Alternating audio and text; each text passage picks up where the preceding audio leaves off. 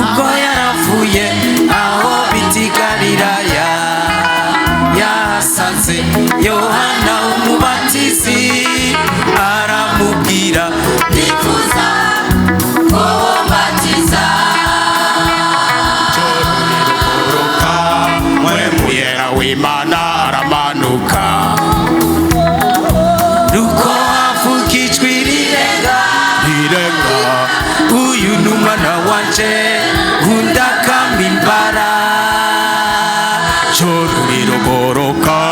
mpwemu yera w'Imana aramanuka nuko havuga ijwi rirenga uyu n'umwana wanje nkunda kamimbara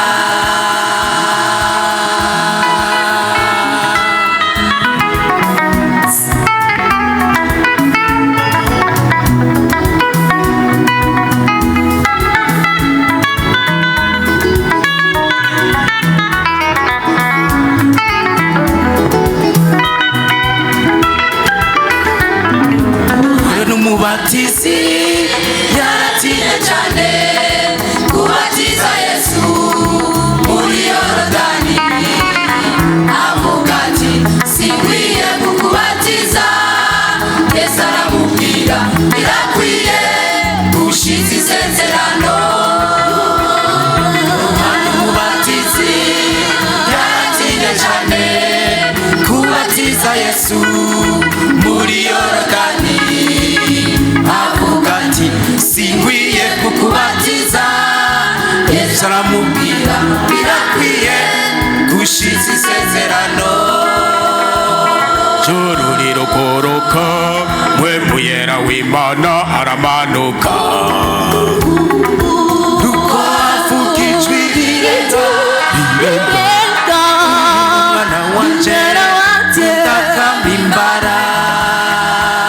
joro rirogoroka mpwemu yera w'Imana aramanuka nuko havuga ijwi rirenga uyu n'umwana wanje ndakamimbara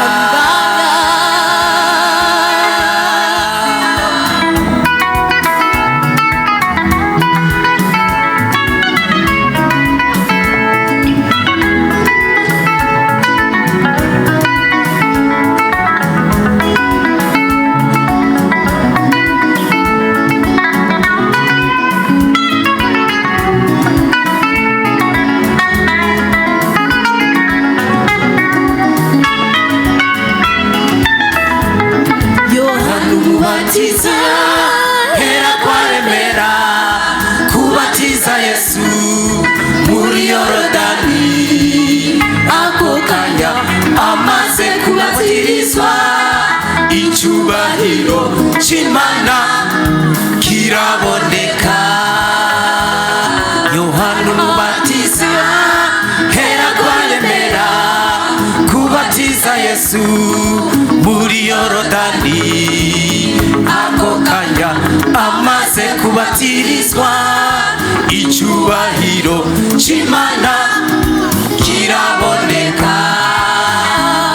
joro rirogoroka mpwemu yera w'Imana aramanuka nuko havuga ijwi rirenga uyu n'umwana wanje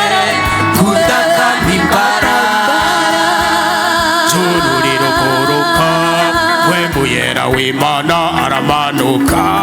nuko avuga ijwi rirenga umwana wanje ungana n'Imana